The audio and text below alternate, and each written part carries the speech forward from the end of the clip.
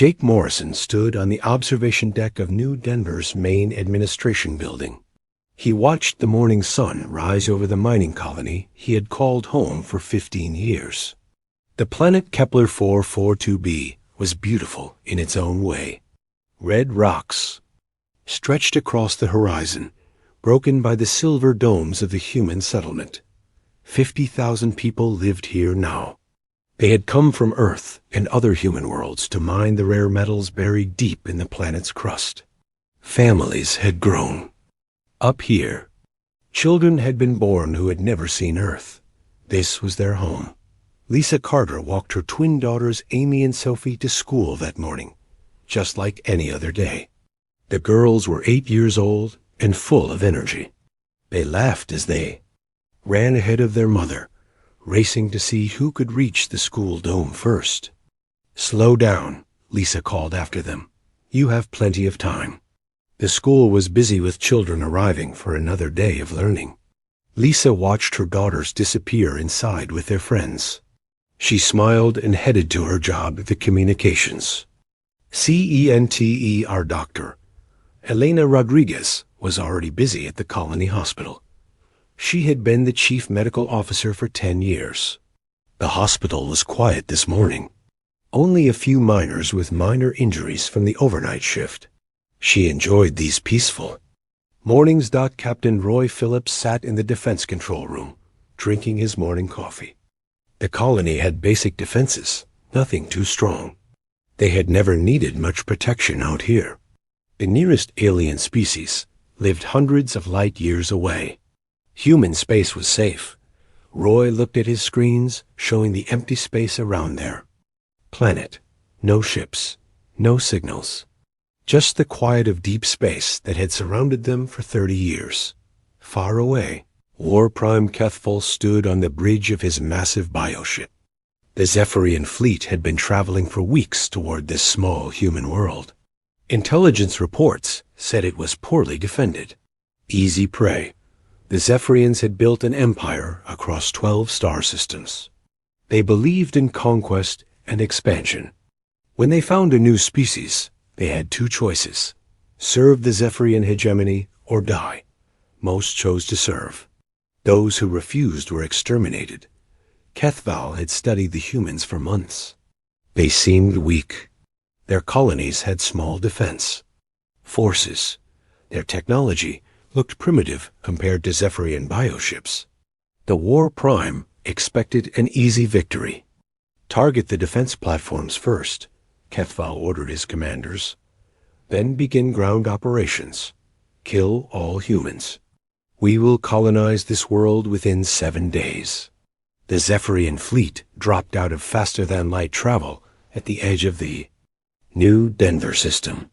50 massive bioships, each one larger than anything humans had ever built. Living vessels grown rather than constructed, armed with weapons designed to destroy entire cities. Back on the planet, alarm sirens suddenly screamed across New Denver. Captain Roy Phillips stared at his detection screens in shock. Massive ships were appearing at the system's edge. Ships unlike anything in human databases. Unknown vessels. This is New Denver Defense Control, Roy transmitted. You are entering human territory. Please identify yourselves and state your intentions. The response came in the form of energy weapons.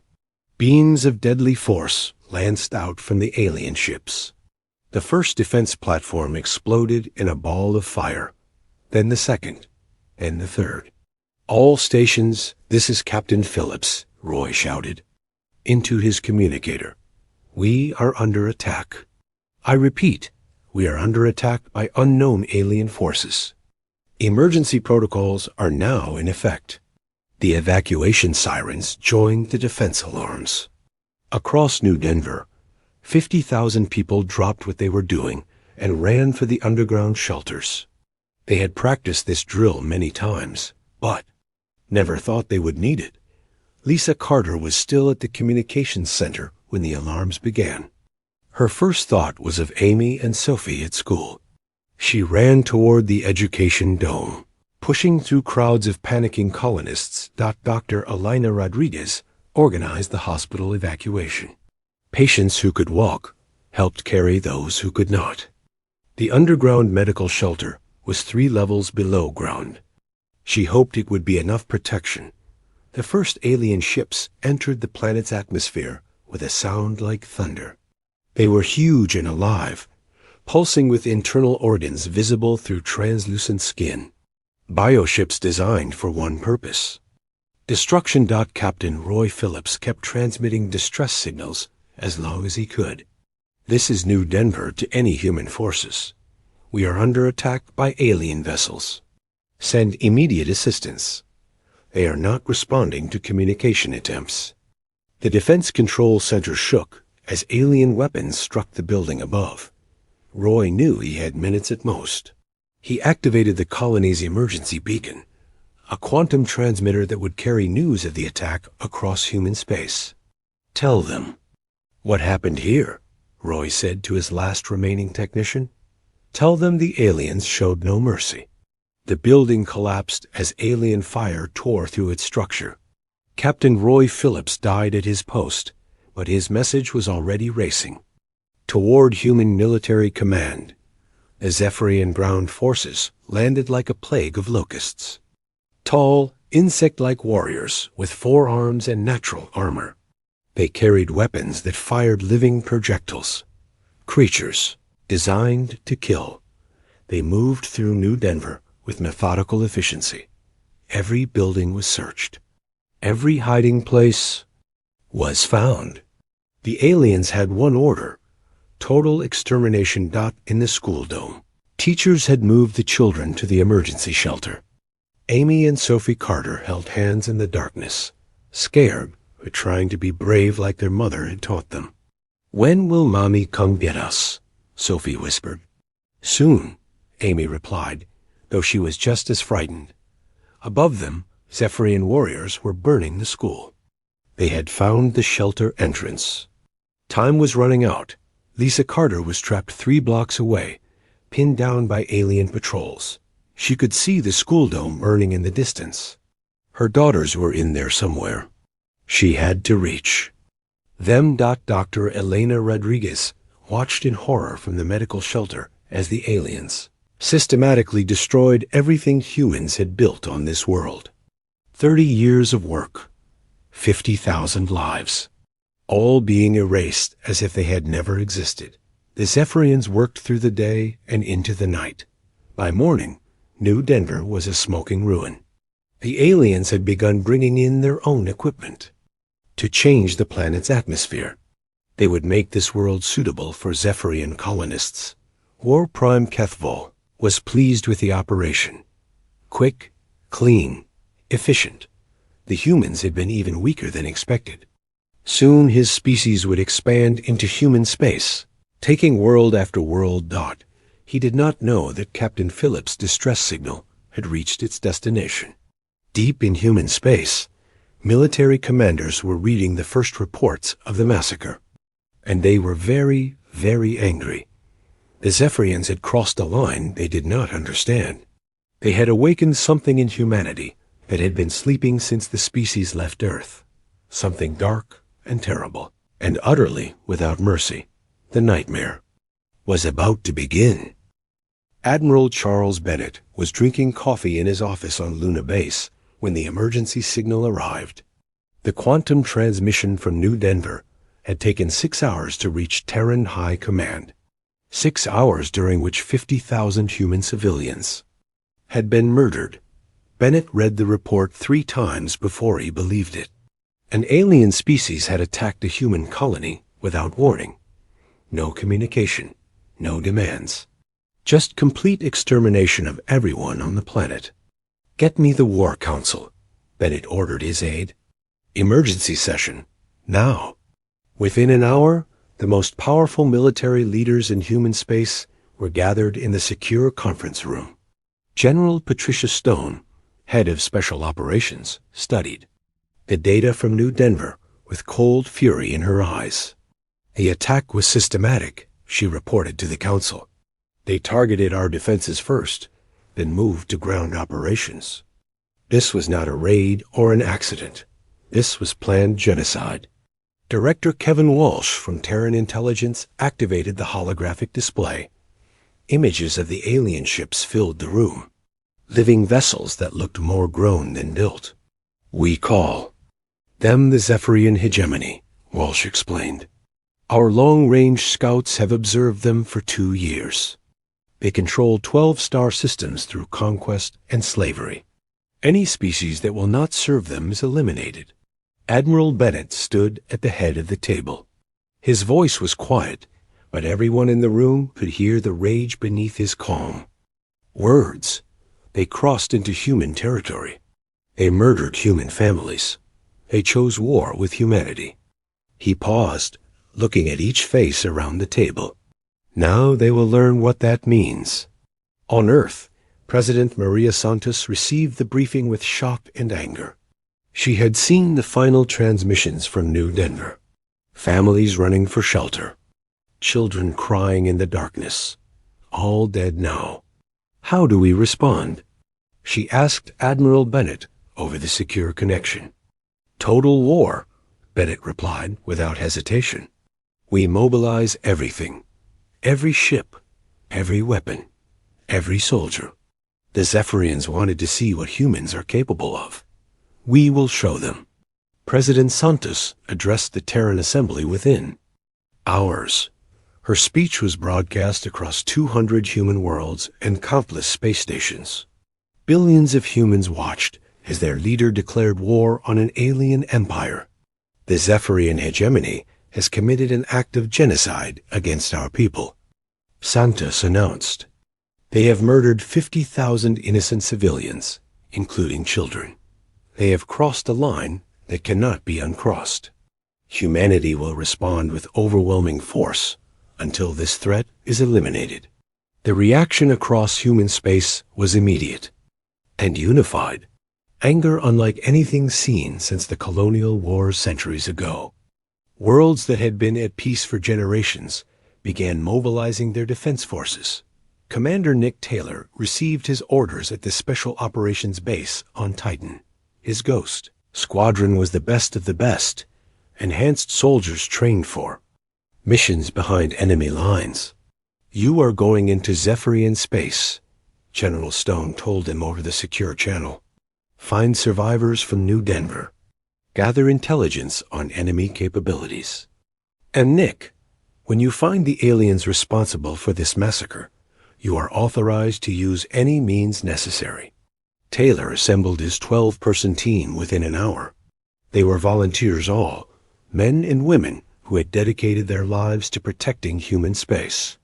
Now they had a chance to avenge 50,000 dead civilians. Dr. Sam Turner, head of the Terran Research Division, was already coordinating with military scientists across human space. Technologies that had been developed in secret for decades were suddenly cleared for combat deployment. Bring me everything, Turner ordered his research teams. The quantum displacement drives, the antimatter warheads, and nanobotic swarms. All of it? We are going to show these aliens what human science can do. On the industrial world of Titan's Forge, engineer Claire Brooks watched as the massive civilian shipyards were converted to military production. In 72 hours, the facilities that normally built cargo haulers and passenger liners would be constructing warships. How many can we build? Asked the military coordinator. As many as you need, Brooks replied. We will work around the clock until every human world is protected. The mobilization was unprecedented in human history. Fleets that had been scattered across the galaxy for exploration and trade were recalled from military service. Reserve forces that had trained but never fought were activated. Entire planets turned their industries toward the war effort, but the aliens monitoring human communications saw only primitive posturing. War Prime Kethval read the intercepted transmissions with amusement. The humans are angry, he reported. To the Hegemony Council. They threaten retaliation with their weak ships and basic weapons. We should strike quickly before they can organize. The Hegemony agreed. Additional fleets were ordered to begin the systematic conquest of human colonies. The plan was simple: move fast, hit hard, and break human resistance before it could form. Begin with their outer settlements, the hegemony ordered. Work inward toward their core worlds. The humans will surrender when they see the futility of resistance. 3 days after the New Denver massacre, the first human response fleet was ready. Captain Tony Rogers stood on the bridge of the dreadnought UTS Retribution, watching as dozens of ships formed up around his flagship. All vessels report ready for departure, his communications officer announced. Set course for Zephyrian space, Rogers ordered. Maximum speed. The aliens wanted war. Now they have it.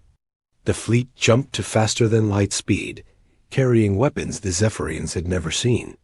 Behind them, hundreds more ships were launching from human worlds across the galaxy. Director Walsh coordinated the intelligence effort from his headquarters. On Luna, every piece of information about the Zephyrians was being analyzed. Their biology, their technology, their military doctrine. Knowledge that would soon be used to destroy them. They think they understand warfare, Walsh told his analysts.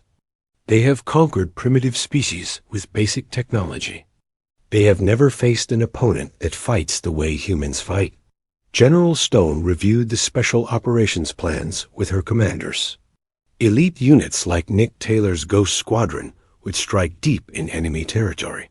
Other teams would conduct sabotage operations. Still others would coordinate with any human survivors they could find. The aliens showed no mercy to our civilians, Stone reminded her officers. You are authorized to respond in kind. No prisoners unless they have intelligence value. No quarter unless they surrender unconditionally. Dr. Turner supervised the final preparations of humanity's most advanced weapons. Systems that had been theoretical just days ago were now being loaded onto warships. The Zephyrians had awakened human military science decades ahead of schedule. Engineer Brooks watched the first new warships roll out of the Titan's Forge shipyards.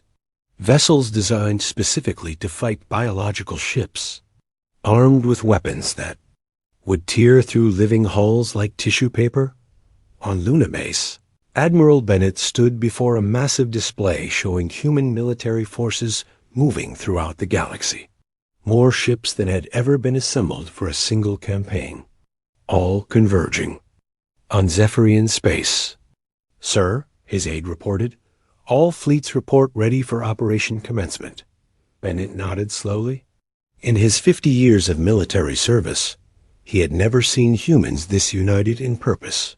The massacre at New Denver had awakened something primal in the human spirit, something the aliens had not expected.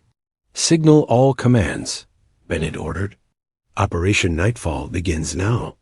Show the Zephyrians what happens when they cross the line into human territory. Across the galaxy, human fleets began moving toward enemy space. They carried with them the fury of an entire species. The Zephyrians had wanted to see what humans were capable of. They were about to find out. Commander Nick Taylor's stealth ship dropped out of faster-than-light travel at the edge of the New Denver system. The Ghost Squadron had traveled for 3 days to reach the devastated colony. What they found was worse than the reports had described. Planet's surface was scarred with burn marks where the human settlement had stood. Zephyrian bioships moved through the atmosphere like huge flying creatures, spraying chemicals that would change the air to suit alien lungs. Sensors show massive terraforming operations in progress, reported Sergeant Kate Williams, the squad's technical specialist. They are erasing all traces of human presence. Taylor studied the readings on his display. The aliens were not just occupying New Denver. They were remaking it completely. In a few months, no one would ever know that humans had lived here. Take us down to the colony site, Taylor ordered. Use full stealth. If there are survivors, we need to find them. The ship descended through the poisoned atmosphere, invisible to Zephyrian sensors. Advanced human technology made them ghosts in the alien-controlled sky. Below, insect-like workers swarmed over the ruins of human buildings deep beneath the destroyed settlement. Lisa Carter held her daughters Amy and Sophie in the emergency shelter. 3,000 humans had survived the initial attack by hiding in the deepest bunkers. But their air was running out, and their food was almost gone. Medical Officer Tracy Mills moved between the survivors, treating injuries with the few supplies she had left. Many people were sick from breathing contaminated air that leaked through damaged seals. Children cried quietly in the darkness. "How much longer can we last?" Lisa asked Tracy during one of the doctor's rounds. "Maybe 2 more days," Tracy replied honestly. "The life support systems are failing. We sealed ourselves in to escape the aliens, but we are slowly suffocating." Above ground, Nick Taylor's team moved through the ruins like shadows. Their powered armor made no sound as they searched for signs of life. The Zephyrians had been thorough in their destruction, but human engineers built things to last. "Commander," called Corporal Mike Davis over the secure radio, "I have something. Emergency shelter entrance, 300 meters from your position. The access tunnel looks intact." Taylor and his team converged on the location. The entrance was hidden under debris, but their sensors detected life signs below. Dozens of humans were alive down there. "Careful with the excavation," Taylor ordered. "We do not want to alert the aliens." It took 2 hours to quietly clear the entrance.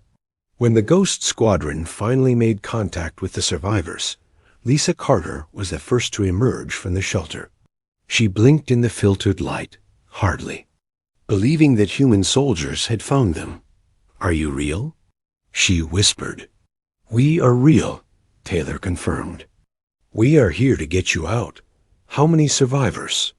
3,000, Lisa replied, "including my daughters and many other children. But we cannot stay here much longer. The air is poisoned, and the shelter systems are failing." Taylor immediately called for extraction ships while his team began organizing the evacuation. The survivors were weak and frightened, but they moved with purpose. They had stayed alive this long. They were not going to give up now. During the evacuation, the Ghost Squadron captured several Zephyrian workers who wandered too close to the shelter site. Under interrogation, the aliens revealed crucial intelligence about fleet movements and technology. "They have no shields," reported Sergeant Williams after analyzing the captured equipment. "Their bioships rely on thick organic armor and regeneration systems. But they are vulnerable to certain types of weapons." The intelligence was transmitted immediately to human military command. Every piece of information about Zephyrian capabilities was vital for the coming battles. 3 days later, Captain Tony Rogers led his fleet toward the border system of Haven's Gate. Long-range sensors had detected a Zephyrian patrol force near the system's edge. 50 bioships moving in formation, probably scouts for a larger invasion fleet. "All ships battle stations," Rogers announced from the bridge of the UTS Retribution. "We are about to make first contact with the enemy. Remember, they showed no mercy to our civilians. We will show them what human mercy looks like." The Zephyrian patrol commander saw the human ships approaching and felt confident. 50 bioships against 20 human vessels. The aliens had superior numbers and proven technology. This would be an easy victory. "Human ships, you will surrender immediately or be destroyed," the alien commander transmitted.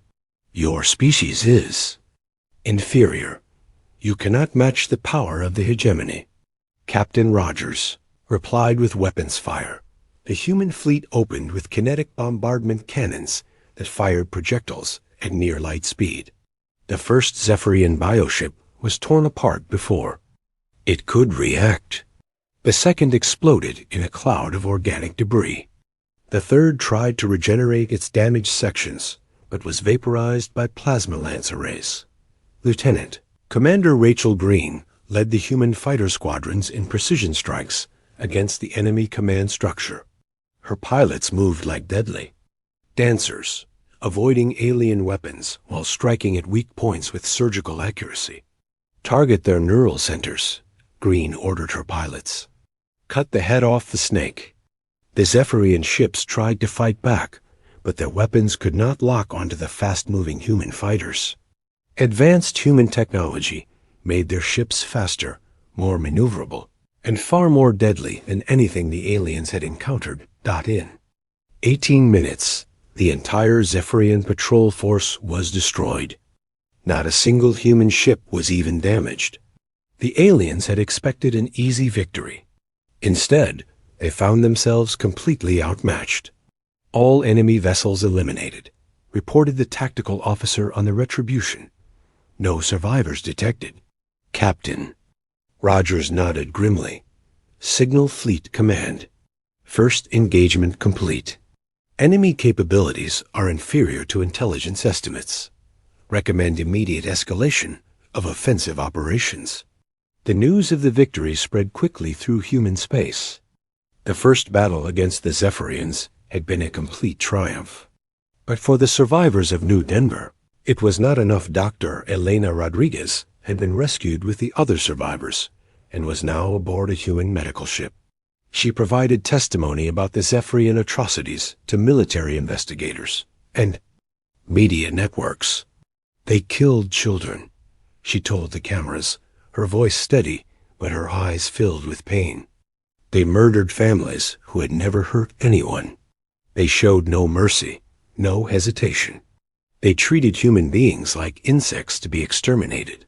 The images and testimonies spread across human space, hardening the resolve for total war.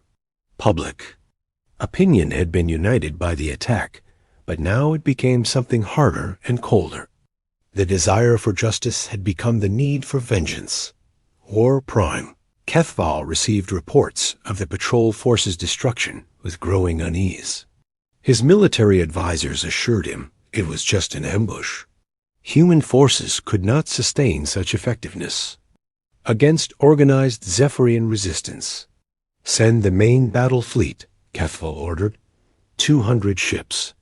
Crush the humans before they can organize their defenses. But Admiral Bennett was already organizing something the Zephyrians had never seen. On Luna Base, he authorized Operation Nightfall, a massive assault using weapons the aliens had never encountered.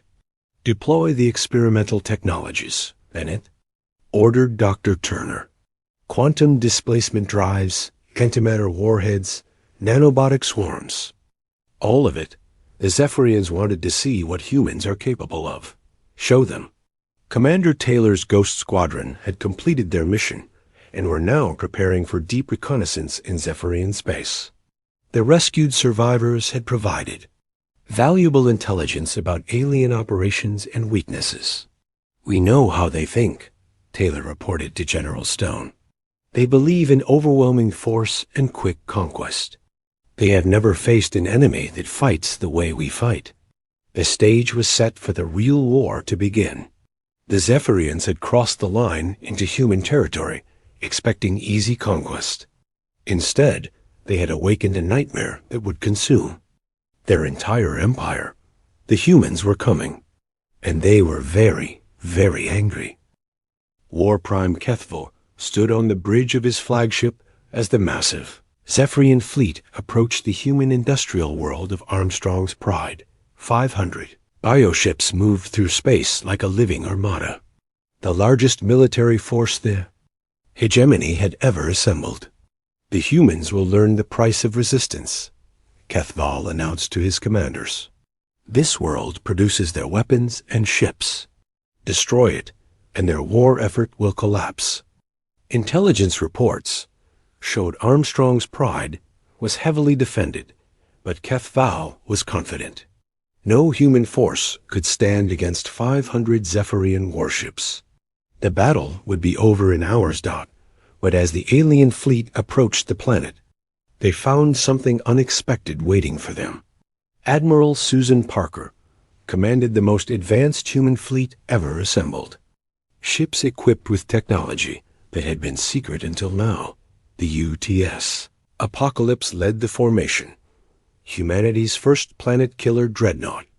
Around it flew vessels that seemed to flicker in and out of existence, powered by quantum displacement drives that let them phase through normal space. All ships, weapons free, Admiral Parker ordered. Show these aliens what happens when they threaten human worlds. The battle began with the humans striking first. Antimatter warheads materialized inside Zephyrian bioships, detonating with the force of small stars. Entire alien vessels vanished in flashes of pure energy. Captain Alex Foster commanded a squadron of stealth destroyers that appeared behind enemy lines without warning. Using technology the Zephyrians could not detect, his ships moved like ghosts through the alien formation. Target their command vessels, Foster ordered his captains. Cut off the head, and the body will follow. The stealth destroyers fired kinetic, rounds that punched through bioship armor like paper. Zephyrian commanders died before they knew they were under attack. Coordination among the alien fleet began to collapse, but the most terrifying human weapon was yet to be deployed. Dr. Turner's. Nanobotic swarms were released from cargo pods. Billions of microscopic machines that consumed organic matter at the molecular level. The nanobots ate through Zephyrian bioships from the inside out. Living hulls became hollow shells in minutes. Crew members watched in horror as their vessels literally dissolved around them. What is happening? Screamed a Zephyrian ship captain as his bridge began to disintegrate. Our ships are being consumed by something we cannot see. War Prime Kethvol watched his fleet being systematically destroyed by weapons he did not understand.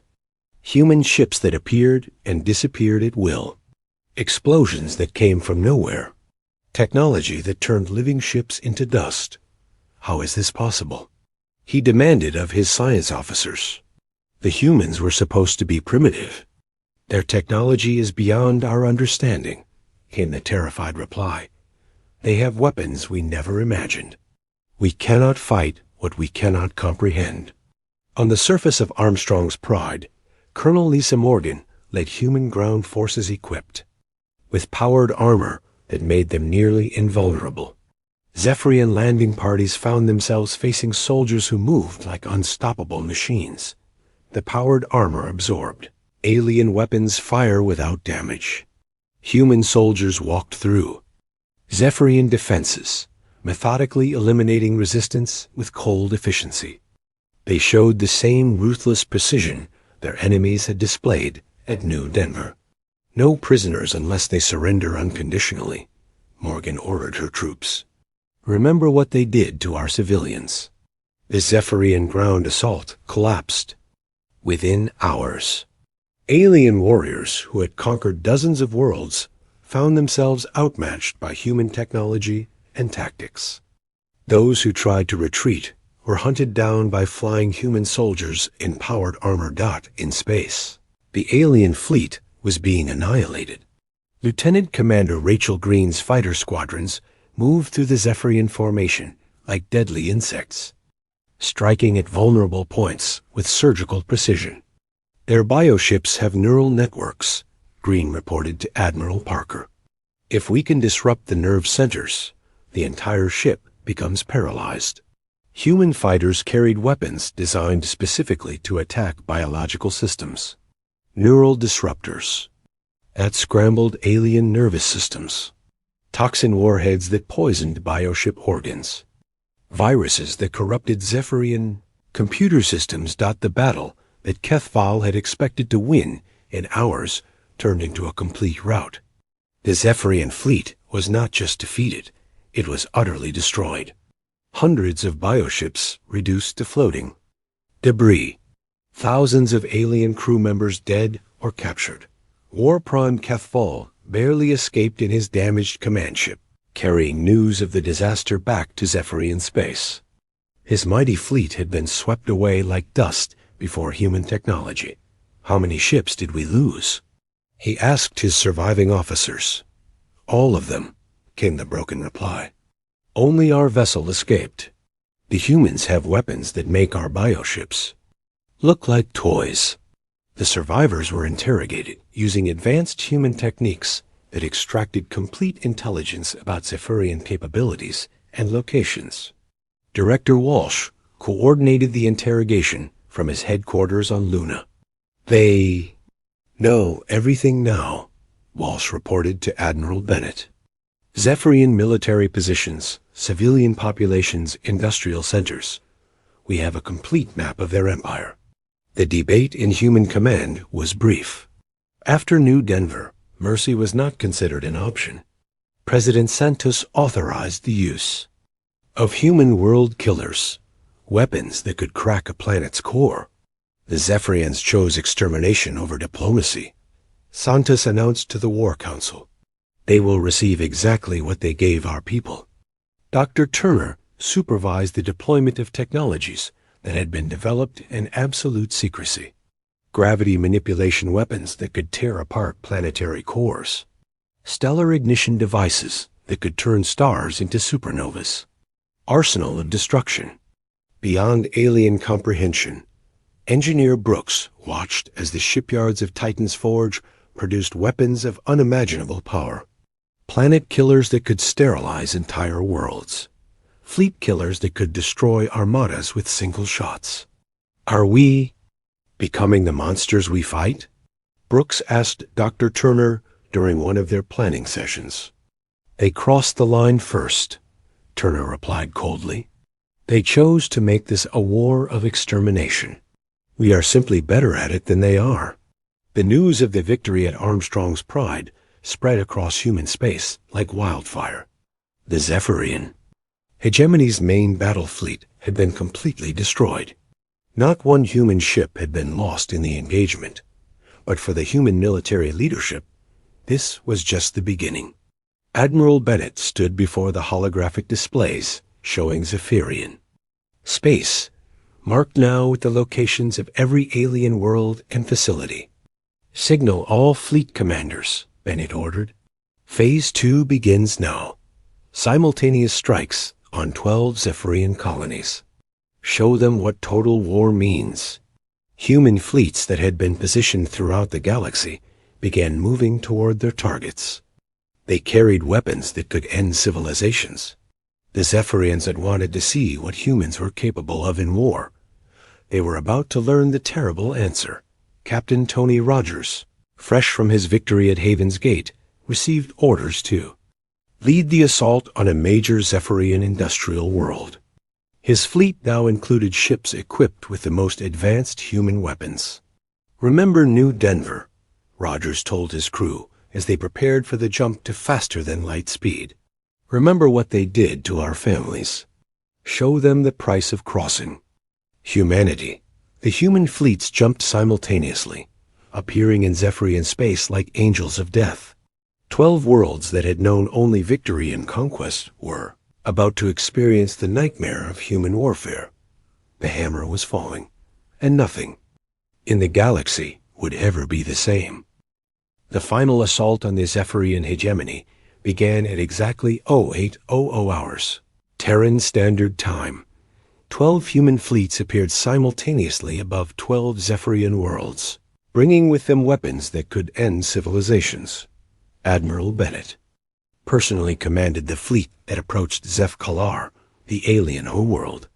The planet that had ruled an empire for 3 centuries now faced weapons that could crack its very core. This is Admiral Charles Bennett of the Terran Defense Force. He broadcast to the planet below. Your species committed genocide against human civilians. You crossed the line into human territory. This is the consequence. War Prime Kethvol, now Supreme Commander of the remaining Zephyrian forces, attempted desperate negotiations from his command bunker deep underground. We offer surrender, he transmitted to the human fleet. We will pay reparations for New Denver. We will withdraw from all human space. Please show mercy to our civilians. The response came from Commander Beth Phillips, daughter of Captain Roy Phillips, who had died defending New Denver. She now commanded one of the assault squadrons approaching the Zephyrian capital. "You showed no mercy to our children," Beth replied, her voice cold as space itself. "You chose extermination over diplomacy. You wanted to see what humans are capable of. Now face the consequences." The orbital defenses of Zeph-Kalar had once been considered impregnable. Massive biostations that could destroy entire fleets. But they crumbled like paper before human gravity manipulation. Weapons that twisted space itself, cities that had stood for millennia, were reduced to atomic particles by antimatter bombardment. The carefully cultivated bioarchitecture of the Zephyrian capital melted under weapons that attacked matter at the molecular level. Dr. Elena Rodriguez, now serving as a military observer aboard one of the human ships, watched the destruction with mixed emotions. The aliens who had massacred her patients were receiving the same fate they had inflicted, but the scale was beyond anything she had imagined. "Is this justice or revenge?" she asked Admiral Bennett as they watched the planet burn below. "Both," Bennett replied without emotion. "They chose to make this a war without rules. We are simply better at that kind of war than they are." The Zephyrian homeworld died in 6 hours. Billions of aliens who had supported the conquest of other species found themselves facing the same extermination they had cheered for so many others. Across Zephyrian space, the other human fleets were conducting similar operations. Worlds that had been centers of alien power became lifeless rocks. Industrial centers that had built the ships used to conquer other species were vaporized by weapons they could not comprehend. Captain Tony Rogers led the assault on the Zephyrian military. Academy World of Kethmer. Young alien warriors who had trained to conquer the galaxy found themselves helpless before human technology. "Target the training facilities first," Rogers ordered. "Make sure no new Zephyrian commanders will ever threaten human space." The planet's surface was swept clean by weapons that left no trace of the civilization that had existed there. Mountains were moved. Oceans were boiled away. The very atmosphere was burned off and replaced with poisonous gases. Commander Nick Taylor's ghost. Squadron conducted special operations on several Zephyrian worlds, rescuing any slaves from conquered species while eliminating alien leadership. They moved like shadows of death through worlds that had known only victory. "Remember, we save everyone who is enslaved by the Zephyrians," Taylor ordered his teams. "But any alien who participated in conquest operations gets no mercy." The rescued slaves told stories of Zephyrian cruelty that had lasted for generations. Species that had been reduced to servitude. Entire civilizations that had been wiped out for refusing to submit. The Ghost Squadron made sure those crimes were repaid in full. Director Kevin Walsh coordinated the intelligence operations that mapped every remaining Zephyrian facility. Hidden bases, secret research stations, emergency shelters, all were located and marked for destruction. "Leave nothing," Walsh ordered his analysts. "The Zephyrian hegemony ends today. Not one ship, not one base, not one commander survives to threaten anyone again." The few Zephyrian ships that tried to escape human space were hunted down by Captain Alex Foster's stealth destroyers. Advanced human sensors could track bioships across vast distances. There was nowhere to hide. "This is for New Denver," Foster announced as his squadron eliminated the last fleeing Zephyrian vessels. "This is for every human family you murdered." In 72 hours, the Zephyrian hegemony ceased to exist. An empire that had controlled 12 star systems for centuries was reduced to scattered refugees hiding in the empty spaces between worlds. The few surviving aliens were not exterminated, but they were reduced to a client state under absolute human control. Zephyrian survivors would work in human mines and factories, rebuilding the worlds they had destroyed. Jake Morrison, who had lost his colony but survived the rescue, was appointed as the new colonial administrator for the former Zephyrian territories. The mining operations of New Denver were re-established across dozens of worlds with alien labor. They wanted to see what humans are capable of, Morrison told his new staff. They learned that we are capable of anything when our families are threatened.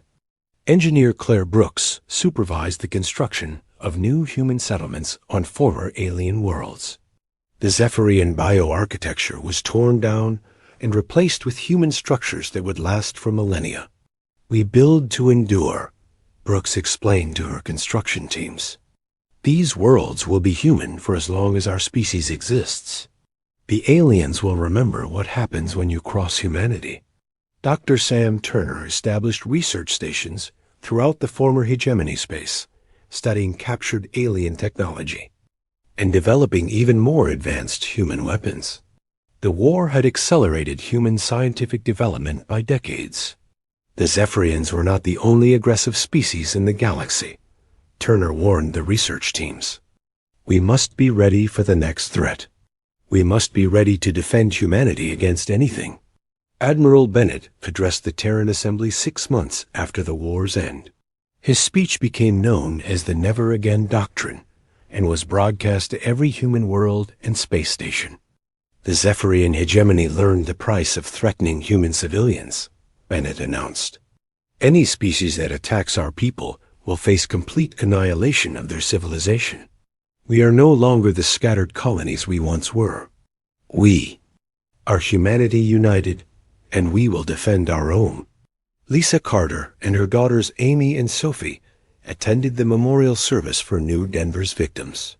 They lived now on a rebuilt world, but the galaxy had learned a terrible lesson about the price of threatening humanity. The memorial wall listed 50,000 names, every human who had died in the Zephyrian attack. Children, parents, workers, teachers, doctors, all remembered, all avenged. Will the bad aliens ever come back? Sophie asked her mother as they looked at the wall. No, sweetheart, Lisa replied. They learned what happens when you hurt human. Families, the whole galaxy learned.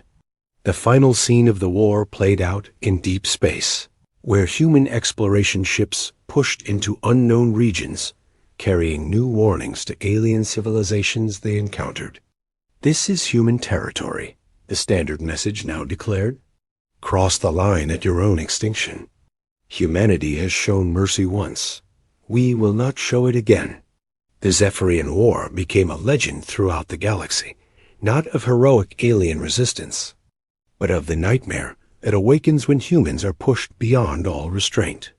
Species that had never heard of Earth suddenly learned to fear the name humanity. Trade delegations from distant empires arrived at human worlds carrying tribute and offers of alliance. They had heard what happened to the Zephyrians. They had no desire to test human capabilities themselves. We come in peace became the standard greeting from alien visitors to human space. We seek only trade and friendship with the powerful human species. The galaxy had learned its lesson. Humanity was no longer seen as a primitive species ripe for conquest. They were the nightmare that had ended the Zephyrian hegemony in 72 hours. But in the quiet moments, leaders like Admiral Bennett wondered what humanity had become. They had saved their species by becoming something terrible. The price of survival in a hostile galaxy was the loss of innocence. We did what we had to do, Bennett told President Santos in a private conversation. But I hope we never have to become that again. We will if we must, Santos replied. The galaxy knows now what happens when you threaten human families. That knowledge will keep our children safe. The war was over. Humanity had won. But the cost was measured not just in alien lives, but in the transformation of a peaceful species into something that could destroy entire civilizations without hesitation. The line had been crossed. The nightmare had awakened, and the galaxy would never forget. The warning lights flashed red across the monitoring station. Senior Monitor Veltar stared at the screens with his 4 yellow eyes. Something was wrong. Very wrong. Check the sensors again. he ordered his assistant. His voice carried the authority of someone who had watched the galaxy's borders for over 50 years. The assistant, a young Zephyrian with nervous hands, ran the scan 3 more times. Each time, the result stayed the same. Sir, there is definitely a ship in the Nexus Void. It's moving deeper into restricted space. Veltar felt his stomach drop. No one had entered the Nexus Void for 300 years. The galactic powers had all agreed to keep that area of space empty. It was Forbidden's territory for good reasons that even he didn't fully understand. What kind of ship? Veltar asked, leaning closer to the display. Unknown design, sir. The computer can't match it to any ship in our database. It's about the size of a heavy cruiser, but the energy signature is strange. Far away in the darkness of space, Captain Jake Morrison stood on the bridge of the UHS Liberty. He was a tall man with gray hair and calm blue eyes. He had been in command of the Liberty for 5 years, and his crew trusted him completely. Captain, we're now entering the region where Earth detected those energy readings, reported Lieutenant Amy Foster from her tactical station. She was young but skilled, with short brown hair and sharp green eyes that missed nothing. Jake nodded. Keep all sensors active. I want to know about anything unusual. The Liberty moved through space like a silent giant. It was one of Earth's newest heavy cruisers, built with the best technology humanity had developed. The ship was nearly 800 meters long, with thick armor and powerful weapons. But Jake hoped they wouldn't need to fight anyone today. Sir? Called Lieutenant Lisa Park from Communications. She had long black hair tied back in a neat ponytail. I'm picking up some strange signals. They're very faint, but they seem to be coming from deeper in this region. What kind of signals? Jake asked. I'm not sure, Captain. They don't match any known communication patterns. It's almost like someone left a message, and it's been repeating for a very long time. In the engine room, Commander Ryan Blake wiped sweat from his forehead. He was a big man with strong hands, who understood machines better than most people understood other people. Something about this region of space was making the Liberty's quantum drive behave strangely. The drive is running fine, he told his assistant engineer, but it's like it wants to go faster. I've never seen readings like this before.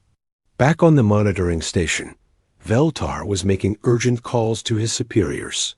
Within minutes, he was connected to fleet commanders from 3 different alien civilizations. This is impossible, said Commander Zekthal of the Corvin Hegemony. His people were tall and thin, with silver skin and large black eyes. No one would dare enter the Nexus Void. Are you sure your sensors are working? My sensors are perfect, Veltar replied coldly. There is definitely an unknown ship in restricted space. Admiral Kinsta of the Stellar Confederation appeared. On another screen, her people looked almost human, but with blue skin and white hair. What species does the ship belong to? I want to know who is foolish enough to violate galactic law. The ship design is completely unknown, Veltar admitted. Our computers have no record of this technology. General Morvex of the Zephyrian. Empire was the last to join the conversation.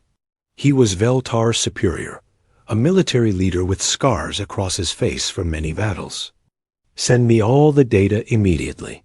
I'm dispatching the 5th Fleet to investigate. My ships are already moving, Admiral Quinsta announced. The Confederation will not allow this violation to continue. The hegemony claims authority over this matter, Commander Zechthal stated firmly. Our forces are closest to the Nexus Void.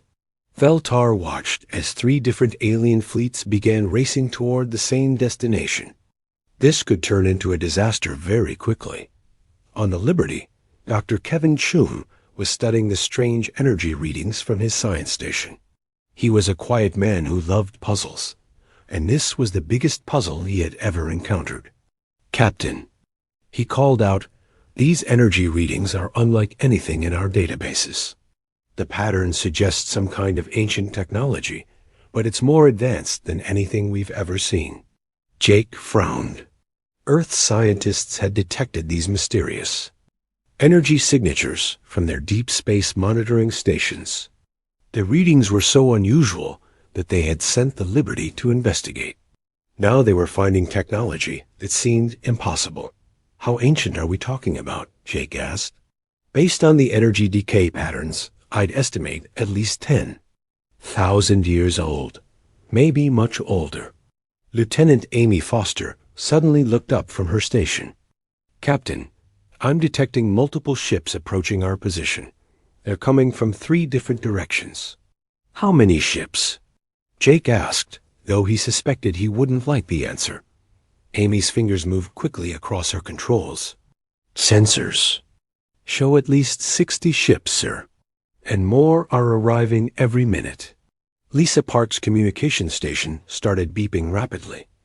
"Captain, we're receiving a transmission." Actually, many transmissions. They're all saying the same thing in different languages. "Put it through," Jake ordered. The bridge speakers filled with a mixture of alien voices, all speaking at once. Lisa worked quickly to separate and translate the messages. "They're demanding that we leave immediately," she reported. "They say we're violating galactic law by being in this region. They want us to surrender and withdraw from what they call restricted space." Jake looked around his bridge at his crew. These were good people who trusted him to make the right decisions. They had come here following strange signals from Earth sensors, not knowing they were entering Forbidden's territory. "Do any of these aliens mention what species we are?" Jake asked. Lisa listened carefully to the continuing transmissions. "No, sir. They keep asking who we are and what species we represent. It sounds like they've never heard of humans before." The situation was becoming more dangerous by the minute. Jake knew that his single ship was badly outnumbered. But the Liberty had been sent here to investigate, and they were starting to find answers to questions Earth hadn't even known to ask. "Sir," Amy reported, "long-range sensors now show over 100 alien ships surrounding our position. They're maintaining their distance, but they have weapons powered." Jake made his decision. He would try to solve this peacefully, but he wouldn't abandon their mission without learning what they could about the ancient technology his science officer had detected. "Lisa, open a channel to all the alien ships," he ordered. "Let's see if we can talk our way out of this." Captain Jake Morrison straightened his uniform and walked to the center of his bridge. Around his ship, over 100 alien vessels waited in the darkness of space. This was humanity's first contact with other intelligent species, and Jake knew that everything he said in the next few minutes could change the course of history. "Channel open, sir," reported Lieutenant Lisa Park. Jake took a deep breath. "This is Captain Jake Morrison of the United Human Ship Liberty. We represent the human species from the planet Earth. We were not aware that this region of space was restricted. We came here following energy readings detected by our deep space sensors. We request a peaceful dialogue to resolve this situation." The response came quickly from multiple sources. Commander Zek Thal of the Corvin Hegemony was the first to speak. His translator made his voice sound cold and mechanical. "Unknown species calling itself human. You have violated galactic law by entering the Nexus Void. This region has been forbidden to all lesser species for over 3 centuries. Withdraw immediately or face the consequences. Admiral Quinstow." Voice followed. "We have never heard of your species or your planet Earth. How did you acquire the technology to reach this region of space? What civilization gave you these ships?" General Morvex spoke last, his tone more threatening than the others. "Surrender your vessel for inspection. We must determine if you represent a threat to galactic security." Jake listened carefully, too. Each demand. These aliens seemed surprised that humans existed at all. They also appeared to believe that humanity couldn't have developed space travel on their own. "We developed our technology independently," Jake replied calmly. "Humanity has been exploring space for several decades. We mean no harm to any civilization. We're simply investigating unusual energy signatures that our scientists detected." The alien commanders began arguing among themselves on an open channel. Jake could hear their heated discussion through his communication system. "This is impossible," Admiral Quinsta insisted. "No species develops faster than light travel without guidance from an established civilization. They must be lying." "Their ship design is completely unknown," Commander Zechthul added. "The energy patterns don't match any technology in our databases. This could be some kind of deception. Or they could be telling the truth," General Morvex said grimly, "which would make them extremely dangerous." While the aliens argued, Dr. Kevin Chun was making disturbing discoveries at his science station. The energy readings that had brought them here were getting stronger. Something in this region was responding to the Liberty's presence. "Captain," he called quietly, "the ancient energy sources are becoming more active. It's as if our arrival has triggered something." Lieutenant Amy Foster was monitoring the alien fleets surrounding them. "Sir, the alien ships are moving into attack formations. I think they're preparing to do something more than just talk." Commander Ryan Blake's voice came over the intercom from the engine room. "Captain, something strange is happening with our quantum drive. It's resonating with energy sources in this region. The resonance is getting stronger." Jake processed this information quickly. Whatever had drawn them here was reacting to their presence. The aliens seemed both confused and frightened by humanity's unexpected appearance in their forbidden space. "Dr. Chun," Jake said, "what exactly are these energy sources? Can you get more detailed readings?" Kevin's fingers danced across his instruments. "Sir, I'm detecting what appears to be artificial structures deeper in the Nexus Void. They're ancient, but they're definitely not natural formations. The energy pattern suggests some kind of advanced technology." "How advanced?" Jake asked. "More advanced than anything we've ever encountered, sir. More advanced than anything these alien civilizations seem to possess either." The alien arguments suddenly stopped. Commander Zechthul's voice cut through the silence. "Human vessel, our sensors detect that you are activating unknown systems. Explain your actions immediately." Jake frowned. "We're not activating anything. We're simply running normal scans of the area." "That's not possible," Admiral Quinsta responded sharply. "Our instruments show energy spikes throughout the Nexus Void. Something is powering up in response to your presence." General Morvex' tone became more aggressive. "You will shut down all systems and prepare to be boarded. This situation has become too dangerous to allow you to continue." Amy Foster suddenly looked up from her tactical station with alarm. "Captain, one of the Corvin ships is powering weapons. They're targeting our engines." Jake had to make a quick decision. The aliens were clearly frightened by whatever was happening in response to the Liberty's presence. But Jake couldn't shut down his ship's systems while surrounded by hostile forces. "All hands, prepare for possible combat," he announced over the ship's intercom. "This is not a drill." The Corvin patrol ship fired its ion cannon at the Liberties. Engines. The blue energy beam struck the human ship's shields with tremendous force. But instead of disabling the Liberty, something unexpected happened. The ship's adaptive shielding, one of humanity's newest technologies, absorbed the energy from the ion blast. Then, in a process that surprised even the Liberty's crew, the shields redirected the energy back into space. The redirected beam struck two nearby alien vessels, disabling their power systems completely. "What just happened?" Jake demanded. Commander Blake's voice came from the engine room, filled with amazement. "Sir, our shields didn't just deflect that attack. They absorbed the energy and used it to strengthen themselves. I've never seen anything like it. The alien fleets fell into stunned silence. Admiral Kunste was the first to speak. How did you do that? Our sensors show that you somehow amplified and redirected a military-grade ion cannon blast. We're not entirely sure ourselves, Jake admitted honestly. Our defensive systems seem to be interacting with the energy sources in this region. Dr. Chun called out excitedly from his station. Captain, I'm getting much clearer readings now. The ancient structures are definitely responding to our presence. They're not just ruins, sir. They're still active. Active how? Jake asked. They're sending out scanning beams toward our ship. It's like they're trying to identify us. General.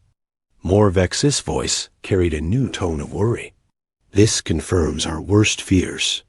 The Nexus Void was restricted for good reasons. Whatever sleeps in that region must not be awakened. Commander Zekthol agreed. The ancient warnings spoke of powers that could destroy entire civilizations. We cannot allow this unknown species to activate technologies they don't understand. Jake realized that the situation was spiraling beyond his control. The aliens were convinced that humanity posed some kind of ancient threat. The mysterious technology in the region was responding to his ship in ways that no one understood.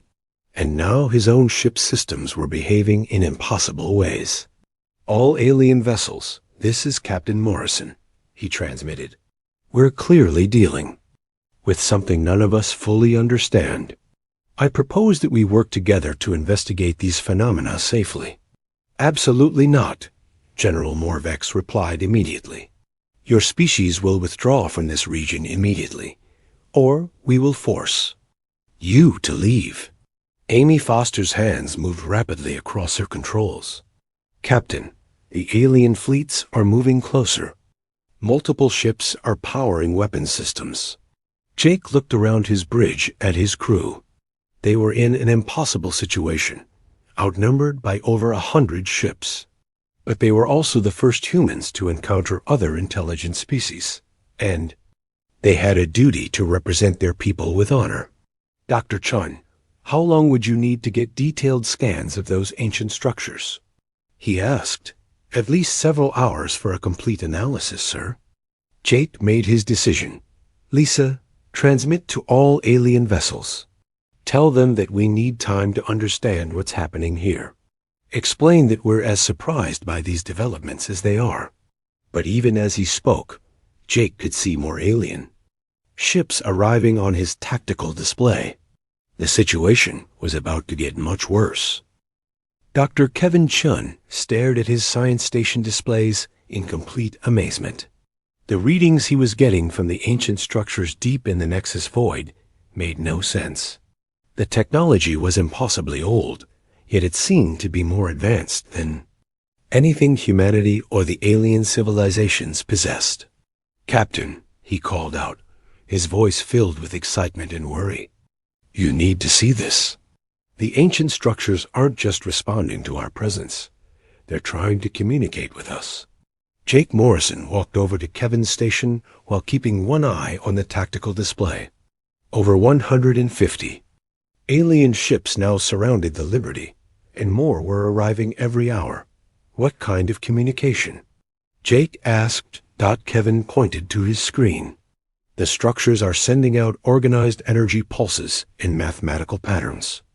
Prime numbers, geometric sequences, even what looks like star charts. But here's the strange part, sir. The technology they're using is remarkably similar to our own quantum drive systems. Lieutenant Amy Foster looked up from her tactical station with concern. Captain, the alien fleets are getting more nervous. They keep sending messages demanding that we leave immediately. What exactly are they afraid of? Jake wondered aloud. His question was answered when Admiral Kunste's voice came over the communication system. Her tone was filled with ancient fear. Unknown human vessel, you must understand the danger you are creating. The Nexus Void was sealed because of warnings left by a civilization that vanished long ago. They spoke of technologies that could reshape reality itself. No one knows what happened to them, but their final messages warned that their knowledge must never be disturbed. Commander Zechthel added his own concerns. Our oldest records speak of the first Shapers, a civilization that existed before any of our species developed space travel. They left ruins throughout the galaxy, but most were destroyed or sealed away. The Nexus Void contains their largest remaining complex. Jake felt a chill run down his spine. Dr. Chun, are you saying that our technology is somehow connected to this ancient civilization? Before Kevin could answer, the ship's lights flickered. Commander Ryan Blake's voice came over the intercom from the engine room. Captain, our quantum drive is resonating more strongly with something in this region. The resonance is so powerful that it's affecting our entire ship. I recommend we investigate the source before our systems are damaged. Jake made a decision that would change everything. Prepare an away team. We need to get close to those ancient structures and find out what's happening. Amy Foster immediately objected. Sir, that's extremely dangerous. We don't know what those structures might do to an away team. We also don't know what they might do to our ship if we stay here without understanding them, Jake replied. Amy, you'll lead the away team. Take Sergeant Mike Torres and Dr. Laura White with you. Sergeant Mike Torres was the Liberty's senior Marine, a tough man with steady nerves who had served in Earth's military for 15 years. Dr. Laura White was the ship's xenobiologist, a brilliant scientist who specialized in studying alien life. Forms and technologies dot, as the away team prepared to leave, General Morvex sent another threatening message.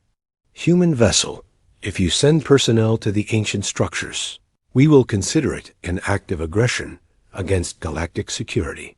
You will be fired upon. Jake responded calmly. General, we're trying to understand why our ship is affecting these structures. If we can figure out what's happening, we might be able to stop it safely. The only safe action is immediate withdrawal, General Morvex insisted, but Jake had already made his choice. The away team launched in a small shuttle toward the nearest ancient structure, which appeared to be some kind of massive crystalline complex floating in space dot as the shuttle approached the structure. Amazing things began to happen. Lights that had been dark for thousands of years started glowing. Sections of the complex that had been closed began opening. Most incredible of all, the structure seemed to recognize the approaching humans. This is incredible, Dr. Laura White reported over the communication link. The structure is responding to our presence in ways that suggest it was designed to interact with humans specifically. Amy Foster piloted the shuttle through an opening that appeared in the structure's surface. Inside, they found corridors and chambers that looked like they had been built for beings of human size and proportions. Sergeant Torres, are you detecting any threats? Amy asked. Mike Torres checked his instruments carefully. No hostile readings, Lieutenant, but I'm getting some strange energy signatures. It's like the walls themselves are alive somehow. Dr. White was already studying the alien technology that lined the corridors. These aren't just ruins, she announced with growing excitement. This technology is still active. And the design principles are incredibly similar to human engineering concepts. Back on the Liberty, Dr. Chun was analyzing data from the away team's exploration. What he found shook him to his core. Captain, he called out urgently, the away team's scans are showing something impossible. The ancient technology doesn't just resemble our systems. It appears to be based on the same fundamental principles that human scientists discovered independently. What are you saying? Jake asked. I'm saying that either this is the most incredible coincidence in history, or there's a connection between humanity and this ancient civilization that we never knew existed. The alien fleets watching the Liberty were becoming increasingly agitated. The ancient structures throughout the Nexus Void were coming alive as the human away team explored deeper into the complex. Commander Zechthel sent an urgent transmission. Human vessel, your people have activated technologies that have been dormant for millennia. Energy readings throughout the Forbidden Zone are spiking to dangerous levels. Admiral Kinsta added her own warning. Ancient defensive systems are powering up. We're detecting weapon signatures that dwarf anything in our current arsenals. But the most disturbing discovery came from the away team itself. Dr. White found a chamber filled with holographic displays that activated when she approached them. Lieutenant Foster, she called out in amazement, you need to see this. These displays are showing star charts, but they include Earth's solar system. They show Earth as it was thousands of years ago. Amy looked at the displays with growing unease. How is that possible? How could an ancient alien civilization have known about Earth? Mike Torres found something even more disturbing in an adjacent chamber. Lieutenant, there are symbols here that look familiar. They remind me of ancient human languages, but they're far older than any known human writing. The implications were staggering. Either this ancient civilization had visited Earth in the distant past, or there was some other connection between humanity and these mysterious first SHAPERS. Dr. White made the final, shocking discovery in the center of the complex. A massive holographic projector activated when she entered the chamber, displaying a message in multiple languages. Some of the languages were completely unknown, but others were recognizable as ancient human dialects. Amy, she whispered into her communicator, this message is partially in Proto-Indo-European. That's the theoretical ancestor of most human languages. But this complex is thousands of years older than human civilization. Amy Foster felt the weight of cosmic significance settling on her shoulders.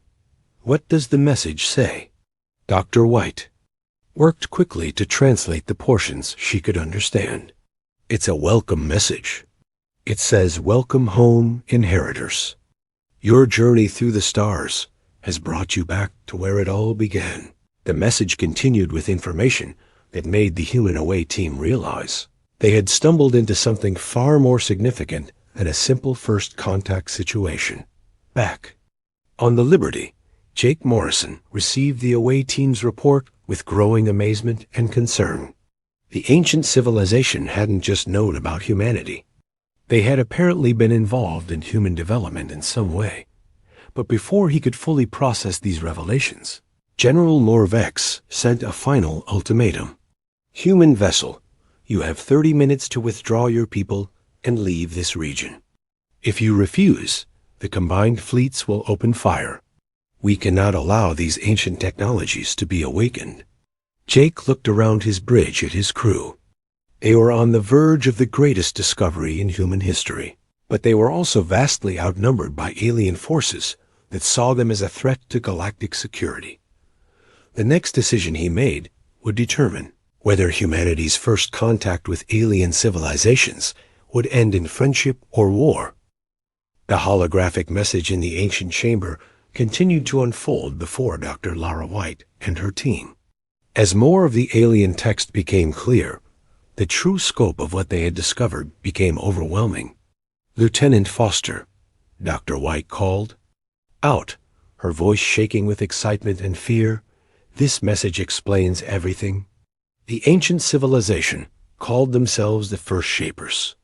According to this, they didn't just visit Earth thousands of years ago. They guided human development. Amy Foster moved closer to read the translations herself. Guided how? They planted the seeds of human technology and intelligence. They watched our species grow and develop, waiting for us to become advanced enough to find our way back here. Dr. White paused as she processed more of the message. Amy, they say that humanity was their greatest success. We developed exactly as they hoped we would. Sergeant Mike Torres was exploring another part of the chamber when he made his own disturbing discovery. Lieutenant, I've found something else. There are images here showing dozens of different planets. It looks like Earth wasn't the only world they influenced. The implications were staggering. The first shapers had apparently guided the development of multiple species throughout the galaxy. But according to the holographic records, most of their other projects had failed or been destroyed over time. Back on the Liberty, Captain Jake Morrison was dealing with increasingly desperate messages from the alien fleets. General Morvex had received new orders from the Zephyrian High Command, and his tone had become openly hostile. "Human vessel, you have 15 minutes to withdraw. My superiors have authorized the use of any force necessary to prevent the awakening."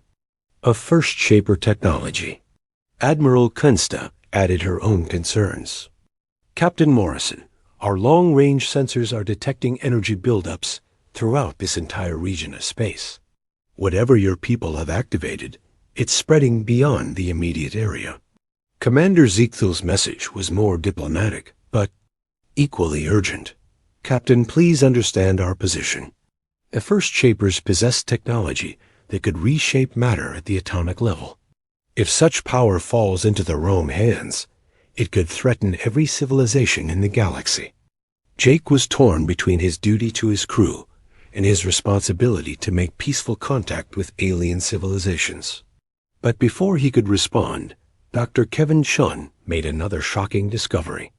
"Captain," Kevin called out from his science station, "the away team's exploration is triggering responses throughout our ship.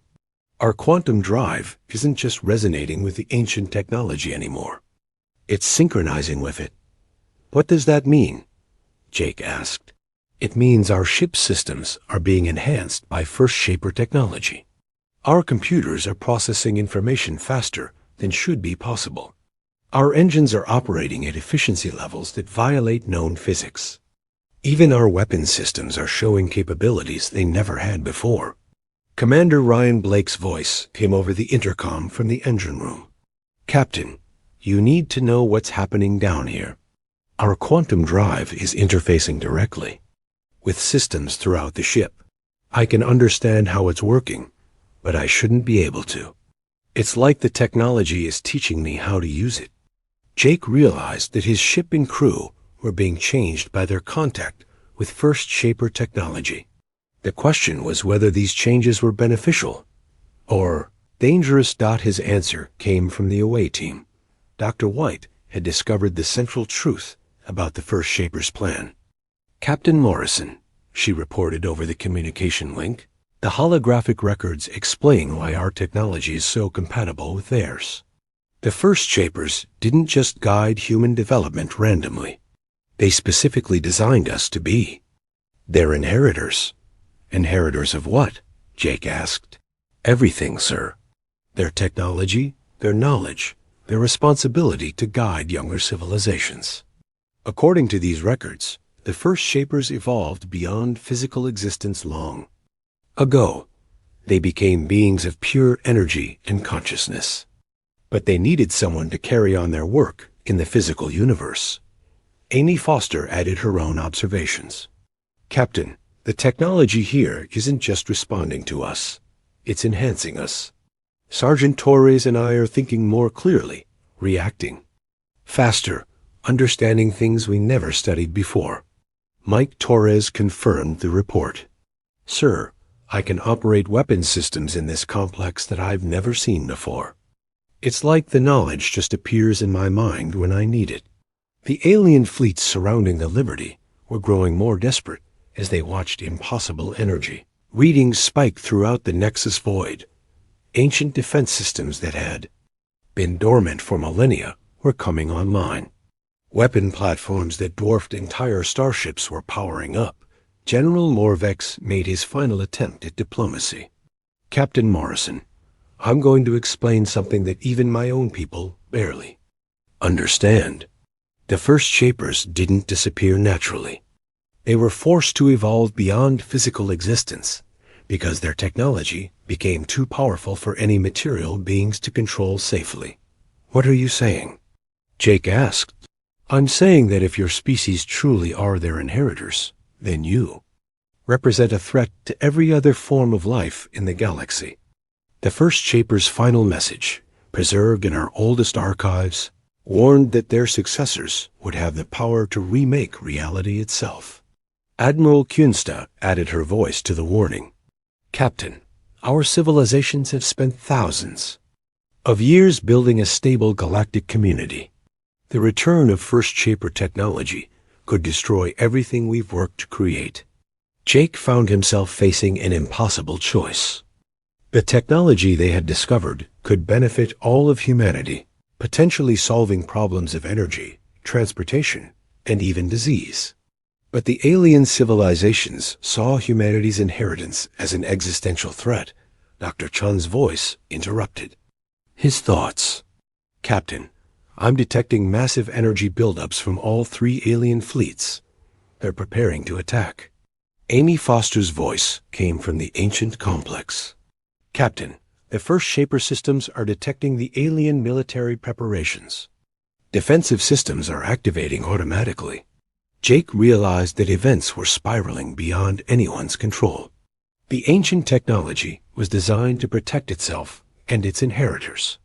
If the alien fleets attacked, the First Shaper defenses would respond with force that could destroy entire civilizations. All hands prepare for combat, Jake announced over the ship's intercom. This is not a drill. But even as he gave the order, Jake hoped there might still be a way to avoid catastrophe. The Liberty was now enhanced by First Shaper technology. But Jake didn't want humanity's first contact with alien civilizations to end in violence. Commander Blake's voice came from the engine room. Captain, our systems are fully synchronized with First Shaper technology now. I don't think there's any going back. Dr. White's final report from the ancient complex sealed humanity's fate. Captain, I've found the final part of the message. The First Shapers didn't just leave their technology for us to find. They left instructions for what we're supposed to do with it. What kind of instructions? Jake asked. We're supposed to become the guardians of the galaxy, sir. To protect and guide younger civilizations the way the First Shapers once guided us. But first, we have to prove we're worthy of that responsibility. General Morvek's voice cut through the communication channel with finality. Human vessel, you have refused to withdraw. All fleets, open fire. A battle of Nexus Void was about to begin, and humanity was about to discover just how much the First Shapers had changed them. The Battle of Nexus Void began with the fury of 3 civilizations united in fear.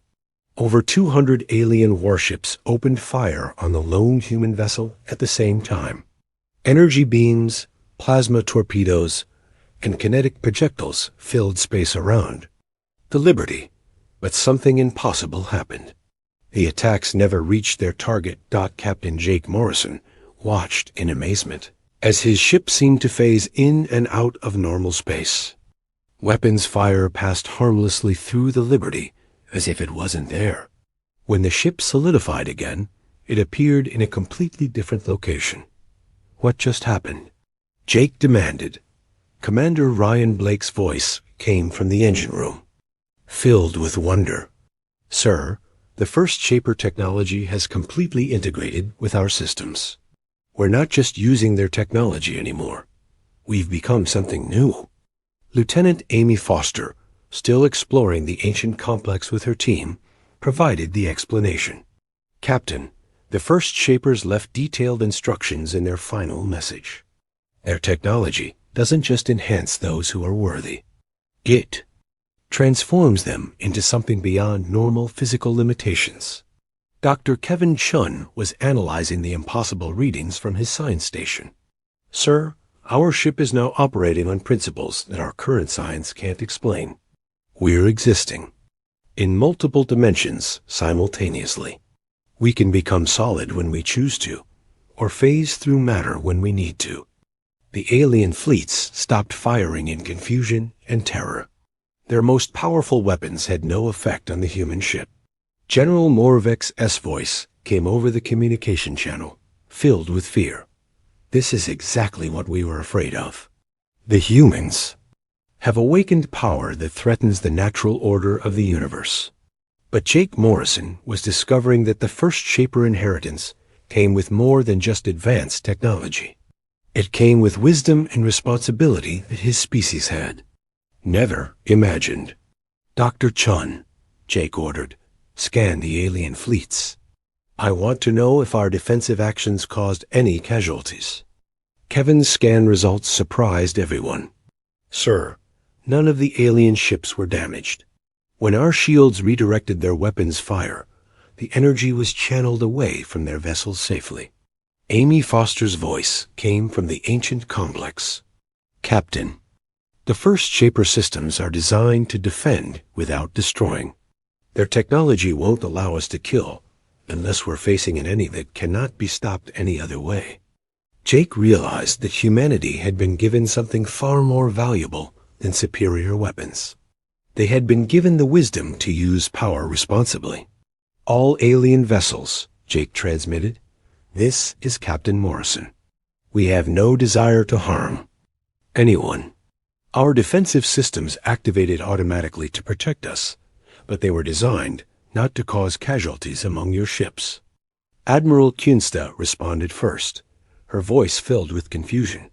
How is that possible? Your defensive systems redirected enough energy to destroy entire fleets. Because the beings who created this technology understood something that we're just learning, Jake replied. True strength isn't measured by the ability to destroy, but by the wisdom to protect. Commander Zekthil's tone remained suspicious. What do you intend to do with this power? Will you use it to conquer the galaxy? Jake looked around his bridge.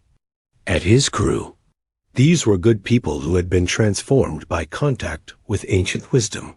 He could see in their eyes that they understood the weight of responsibility that had been placed on their shoulders. We intend to do what the first Shapers intended, Jake announced. We'll use this technology to protect and guide, not to conquer. Dr. Lavra White's voice came from the ancient complex with more revelations. Captain, I've found records of what happened to the first Shapers.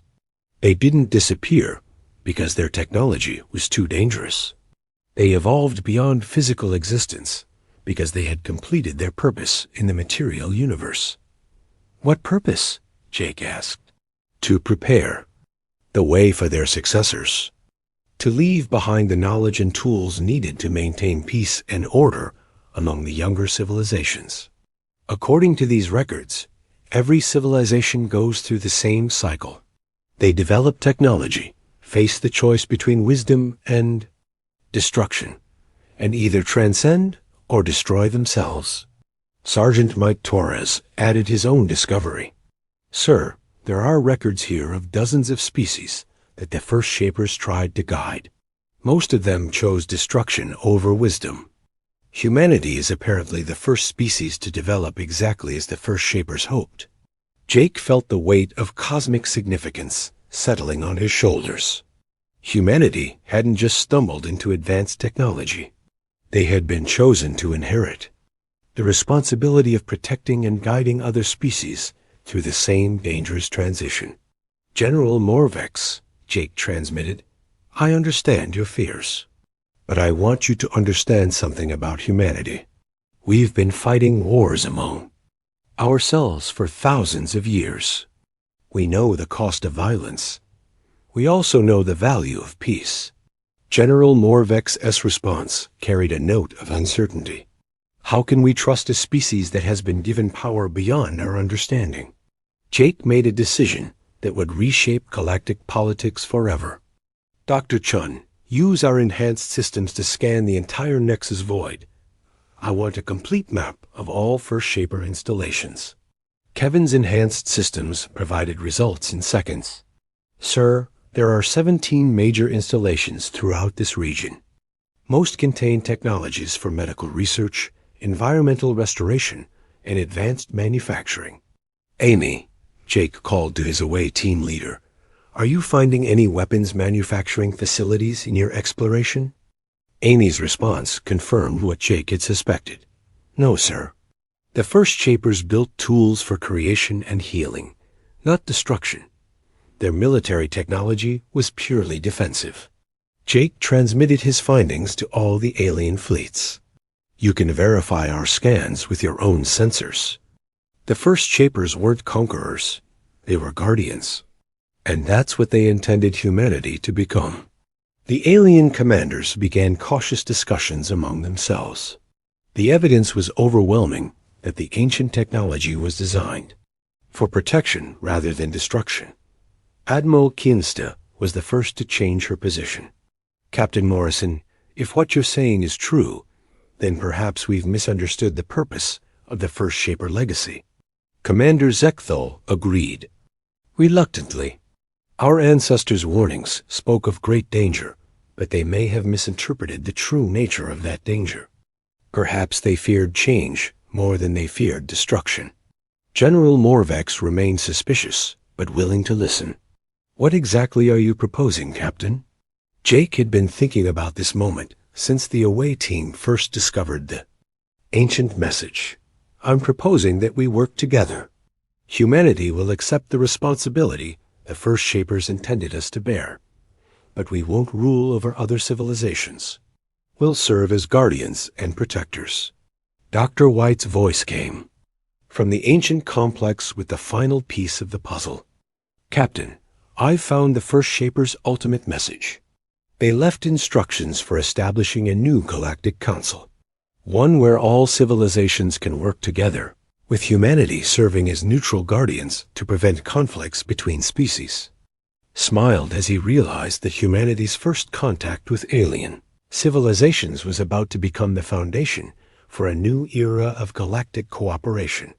All alien vessels, he transmitted, I invite your governments to send representatives to discuss the establishment of a new galactic council. The Nexus Void will become humanity's first colony, but it will also serve as neutral territory, where all civilizations can meet in peace. 6 months later, Admiral Jake Morrison stood on the observation deck of Guardian Station, the first human settlement in the Nexus Void. Through the massive windows, he could see ships from dozens of different civilizations coming and going peacefully. The first Shapers had chosen well. Humanity had proven worthy of their inheritance by choosing to serve rather than rule. The galaxy would face many challenges in the years to come, but for the first time in thousands of years, all civilizations would face them together. The warning about the mysterious human warship entering restricted space had become the foundation story of a new galactic age. An age where humanity's greatest strength wasn't their inherited technology,